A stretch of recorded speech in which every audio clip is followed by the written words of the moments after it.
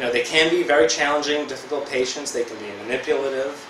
But at the same time, if you have some skills and you understand what their weaknesses or what their fragility really is, it can be quite easy to treat, especially initially. And again, I'm talking more about the high-functioning borderline patient or the patient who has traits of borderline personality disorder. Like all other diagnoses and disorders, there's a continuum. Mm-hmm. We all have a little bit of this stuff in us. But, for the borderline itself, it's on a pretty broad continuum.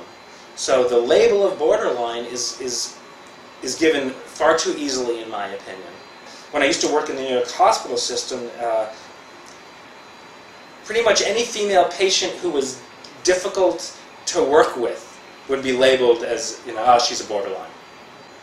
But, at the same time, I think the clinician that understands how fragile the borderline patient feels, who understands, that it's based on faulty thinking and a faulty narrative about themselves, and can equip them with some of the tools they need, and who has, enough empathy and patience to understand that it's a process, Sometimes I see great progress in a month, sometimes it takes a couple years. Sometimes I hear the same story week after week for a couple years from a patient, I don't get frustrated with that. I understand that's their process. It's like recovery. Don't know how many times it's going to take, as long as someone's working towards getting there.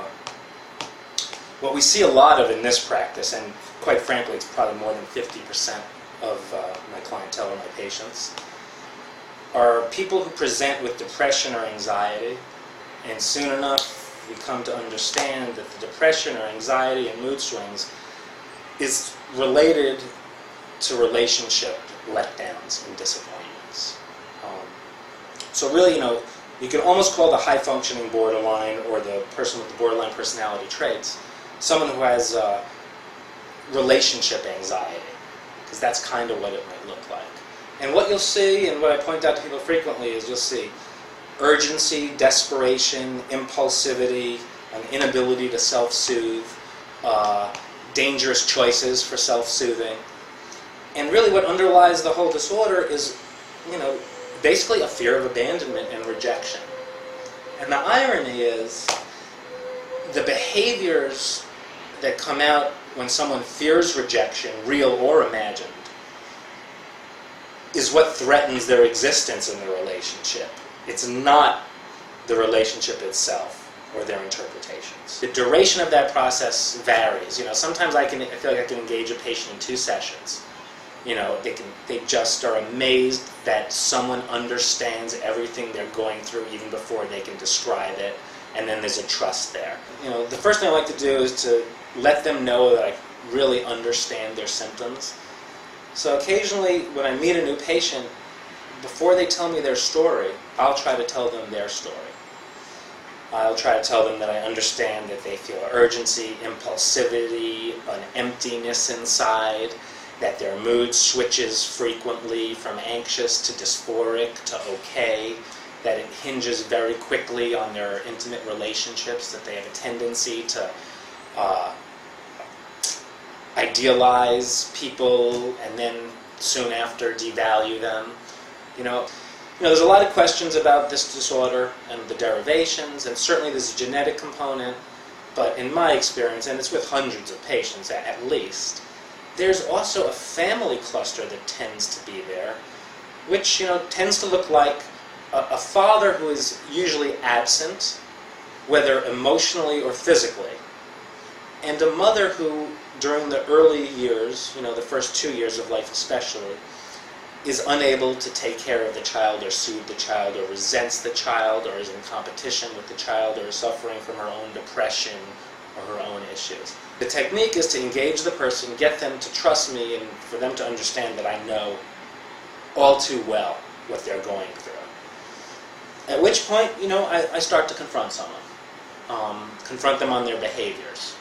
And that's, calling them on their responsibility in the situations, what they did, taking them out of that victim role. So, obviously it's pretty important that the confrontation phase doesn't come too soon, but, a good clinician will know when a patient's ready to hear certain things. But what patients have to understand when they do at a certain point is that, feelings aren't facts. Just because you feel it doesn't mean it's true. And again, it's impulsivity and desperation and urgency that really gets the borderline in trouble. If they don't act on their feelings and they give themselves some time and they get some objective response to what they're going through, they tend not to make bad decisions, which end up, costing them their relationships, their jobs, and then the guilt and self-hatred that follows, a self-fulfilling prophecy. So, the other label, or the other the catchphrase I like to use with my patients with this cluster of symptoms is, it's really an illness of letting go. Very hard to let go. Obsessive thinking, very hard to let go of any disappointments, letdowns, criticisms, perceived, real or otherwise, and very hard to let go, if not possible, of partners. There's a well-known book written about this, and the book's okay, the title's fantastic. It's called I Hate You, Don't Leave Me. And it's the paradox of this cluster of symptoms. That's kind of the feeling. Having a partner that you can't stand, you pick at, yet you can't imagine being without. They call it borderline personality disorder because it's literally on the borderline between psychotic and neurotic. And while most of these people tend to exist, for the most part, in a neurotic state, stressful situations, imagined abandonment, criticism, rejection can send them into a psychotic state, which creates angry outbursts, negative behaviors, which make their greatest fears come true. The first technique I'll teach a new client after engagement is benign interpretation, which is when anything happens in this world, we interpret it. Right? We all do, regardless of our diagnoses. The borderline has a tendency to interpret everything in the most malignant way possible.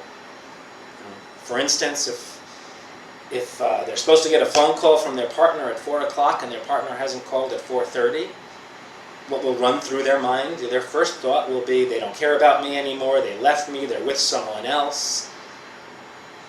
When in reality, the benign interpretation, their phone doesn't work, they're stuck in a meeting, they're in the subway, whatever it might be, is more accurate. So the first thing I teach people is to correct the initial interpretation with the more benign one. And once they do that for a while, they begin to see that 99.9% of the time, and that's not an exaggeration, the benign interpretation is the accurate one. Difficult to learn, but once they see it enough, they start to trust it, and we move on to some, higher level skills. Almost all these patients need help with self-soothing skills. They have a tendency to soothe in a self-destructive way. I kind of asked them how they would take care of the child within them, or their own child, or a friend. And it's amazing, their ability to take care of someone else, to give the right answer of what you would do for that person, is very different from what they would do for themselves. Because my belief, and I'm sure it's not only my belief, is that the borderline patient really essentially inside feels unlovable. Feels like there's something missing, that they're not worthy of love. And so they tend to seek out people who validate that. And if they do find someone who doesn't validate that, they try to sabotage that relationship to keep that myth alive. So they can say, you see, I knew this person was going to leave me. You see, I told you I wasn't good enough. So, the derivation, again, in my opinion, is early in life, a child is not, an infant or a child, both, is not getting what they need from their parents or caregivers. And so they have to come to a conclusion as to why. Why am I not getting what I need? Well, believe it or not, the healthy infant or child blames themselves.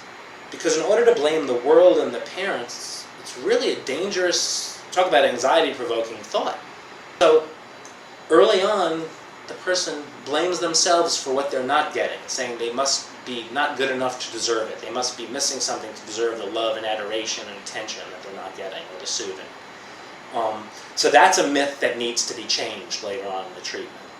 They need to realize at a certain point that while that idea saved them in their childhood, youth, or infancy, it's now actually killing them. There are, kind of strict rules.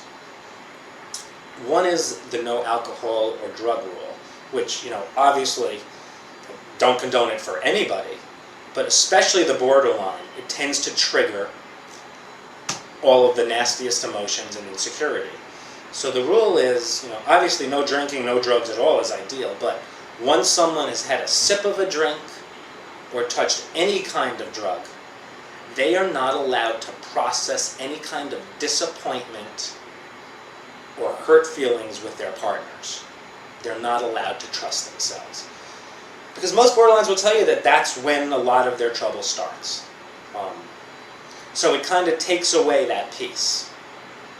And the same is true, another rule of engagement that I suggest is a modified, what I call a 10 to 8 rule, which is between the hours of 10 p.m. and 8 a.m. is not a time to process any disappointment or any fight. A lot of people say don't go to bed angry. Well, you know what? Especially with the borderline, it's better to go to bed angry because they'll frequently wake up not angry. Because the very thing that was bothering them in the moment will be gone the next day. And, I've yet to meet the partner of a borderline who has a problem with those rules of engagement.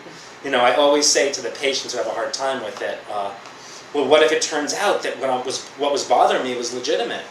And I tell them, well, there's no statute of limitations on, tearing your partner a new one. If it's legitimate, you'll be more calm, you'll be more sure about it, and you'll be able to address it in a better fashion. The borderline patient has a very hard time hiding their disappointment or sad feelings. So when their partner asks them what's the matter, I always suggest that they don't say that nothing's the matter because it's so obvious that something is very wrong, but that they say that they're not sure that if what they're feeling is legitimate or not, and that they will let their partner know tomorrow. And yes, a tough skill to acquire, but once the patient really sees that work and sees the outcome of it and sees the lack of destruction that causes, they tend to get on board with it and want to do it.